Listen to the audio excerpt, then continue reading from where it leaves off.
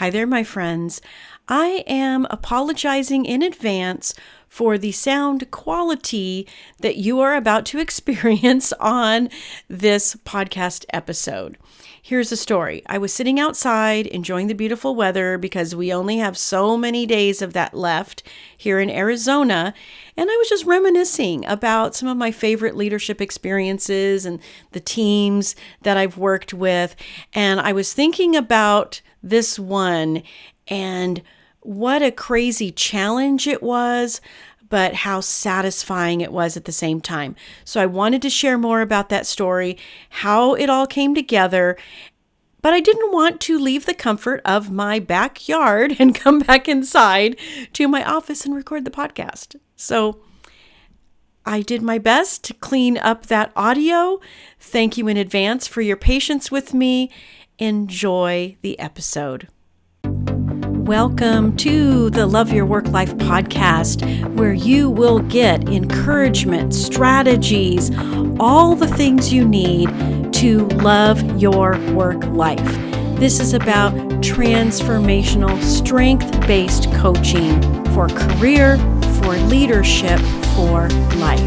I'm your host, Elissa Shuck. Let's get started. I had just gotten the big promotion that I was after. I had already gotten a promotion inside this company, and that was great. But this was that next level, that middle management level where you have so much more influence. You have a team that reports to you directly. But I was going in after the person ahead of me had been let go. But there was someone on the team who also put their name in the hat for that promotion and didn't get it. So you can imagine what I was walking into, a place that was probably bad morale, someone who definitely didn't want me there because they thought they should have had the job. And not only that, but business was down 25% at only the halfway mark in the fiscal year. So basically, I was walking into a mess. And it wasn't just a mess energetically or vibrationally. It was a mess from the revenue standpoint. It was a mess in the stockroom. I was in retail, and the stockroom was a reflection of everything else that was going on. If you've ever heard of the clutter theory, where you look around you and the clutter around you is a reflection of the clutter going on in your own brain. Our brains want harmony between our outer world and our inner world. This happens on the micro level within ourselves, but it also happens on the collective level. So everything about what was going on in this department, business-wise and morale-wise, was reflected in the environment. The stockroom was a mess. The displays were dusty and unkempt. The general aesthetic of the department was severely lacking. So I was walking into a big project. Now, it's easy to think that the best way to handle a thing like that is just to go in and start making changes. Because trust me, those changes needed to be made.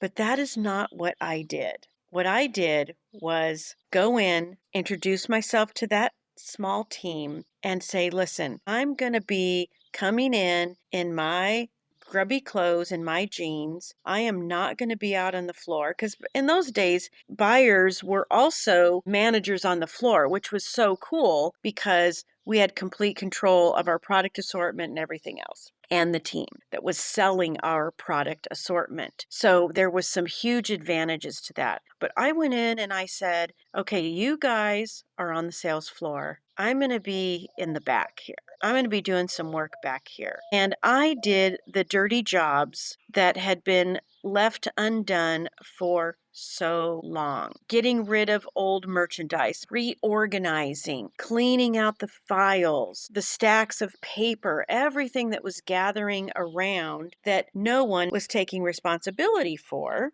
I just took responsibility. And I didn't ask them to take responsibility for any of that. I asked them to be responsible for one thing, for being out there serving customers and selling shoes. And I think I worked in the back room for at least a week, maybe 2 weeks. And the only other thing I did besides rolling up my sleeves and trusting them to just go do your thing out there was I put a poster up that was a little synopsis of the book.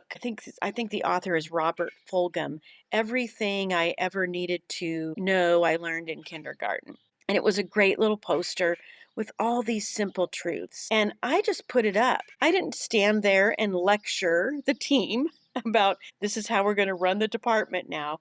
I just put it up. Put it up in a place that they would see going in and out from that stock room to that sales floor all day long.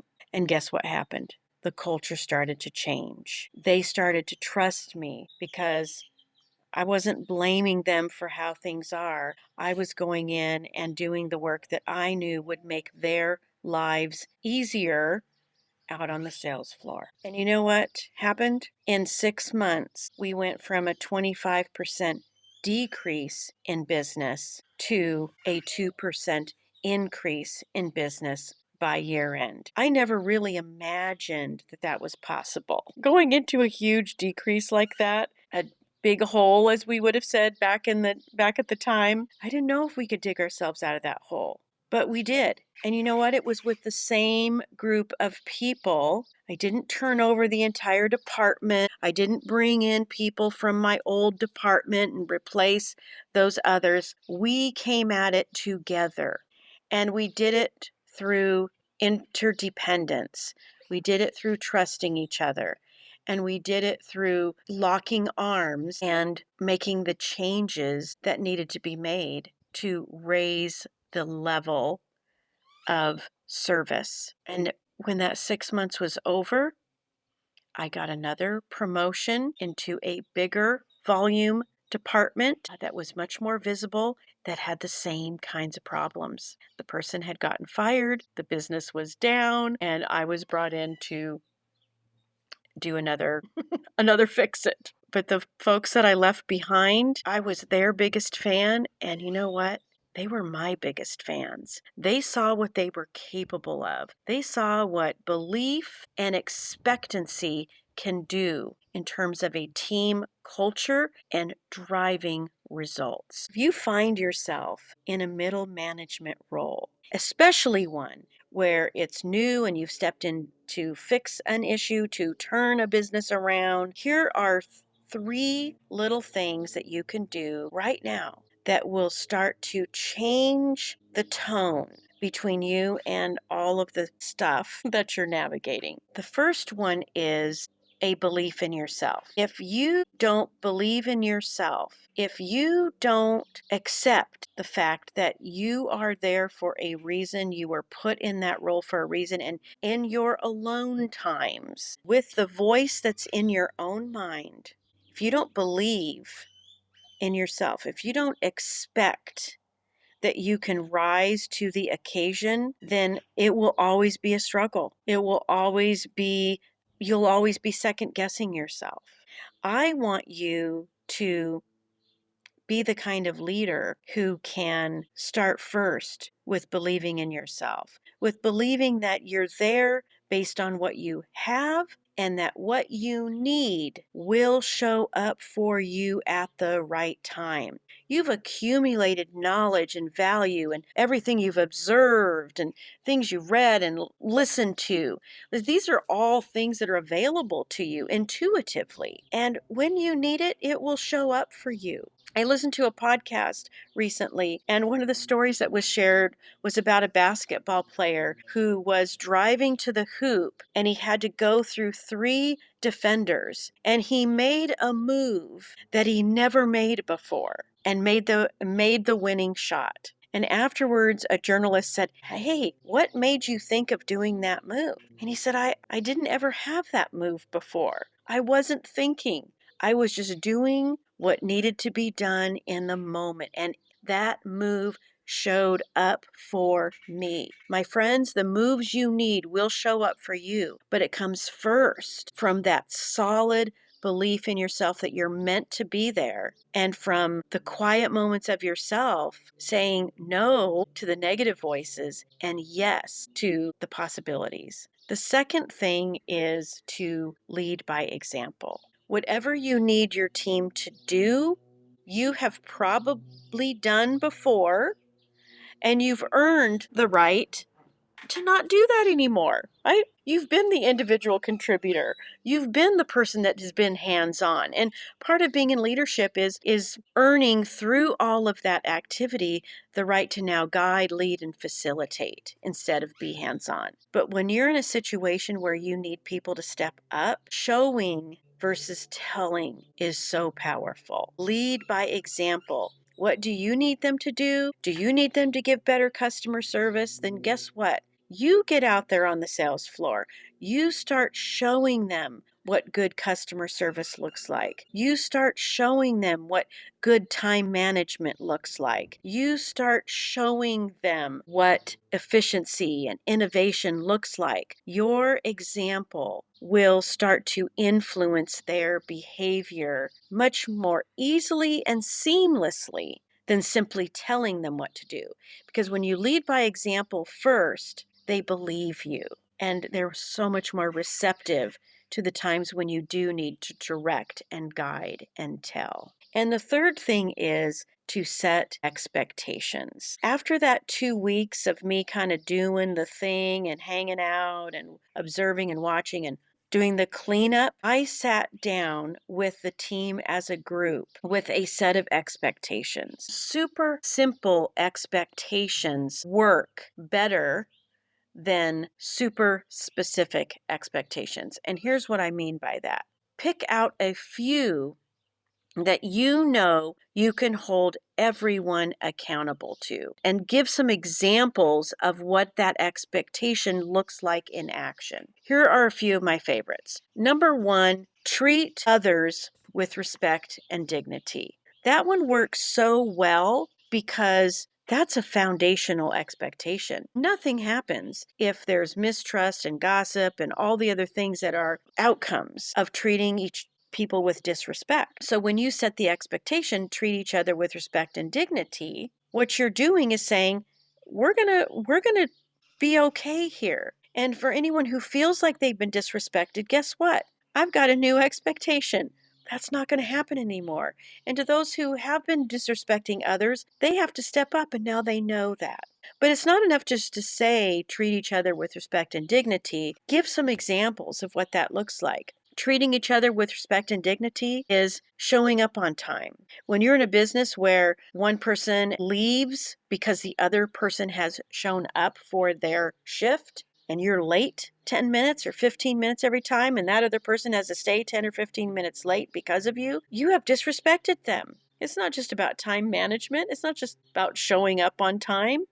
That comes down to respect and dignity for the people around you. Communicating on time and with specificity about what you're working on when someone else is depending on your work to be able to do their work. That's treating them with respect and dignity, let alone the words you use. And you can talk about that too. We will use words that demonstrate respect and dignity for other people. Certain words, certain language, angry tones of voice will not be tolerated because that is not treating another person with respect and dignity. Another one of my favorite expectations is share your knowledge, and along with that is be open to learning. Share your knowledge means you're not hoarding information, that if you learn something and you find something that works, that you are eager to share it with your team members because you want everybody getting benefit from something that you have figured out. The rising tide lifts all ships, right? We know that saying. And you expecting your team members to share what they're learning, share their knowledge, will help everybody rise to new levels of performance. And as I said, along with that, being open to learning, That means when someone does share their knowledge, you're receptive. It means when you, as the leader, shares your knowledge and your experience, that they're open to learning from that, to receiving that. Open to learning also means putting what you've learned into application, to trying it out, to putting it into a daily practice. These 3 expectations, treating each other with respect and dignity, sharing your knowledge, and being open to learning, will change the game on your team. And maybe you've been with your team for a long time. Maybe you're not the brand new manager in there trying to right the ship, but maybe your team's gotten a little stale. Maybe they've gotten a little complacent. Maybe you know that there is potential for more. Then use what I've just shared with you as an opportunity to raise the bar, to say, hey, let's do a reset. Let's reevaluate what we're up to around here. And maybe some of those expectations need some fine tuning. Maybe everybody's hitting a certain level. They're meeting your expectations, but they're not exceeding your expectations. Well, paint a picture for them of what exceeding expectations looks like. They will appreciate you for it. You will, with these principles, develop teams that, as I say, will walk through walls for you. There will be loyalty there. There will be people stepping up in ways that will blow your mind and bring you to tears, because you have seen people rise to levels that you know they were capable of. And they will even surprise themselves. And when people rise to new levels and surprise themselves and you celebrate that with them, man, everybody wins. You, the team, your company. Such a great way to lead. All right, my friends, get out there. Make it happen. If you like listening to this podcast, I invite you to visit the Love Your Work Life website at elissashuck-careercoach.com. On the site, you're going to find free resources and information about all of my coaching programs, everything you need to land a great job, advance your career, and lead and build an awesome team. And of course, don't forget to subscribe to this podcast, and don't forget to follow me on LinkedIn.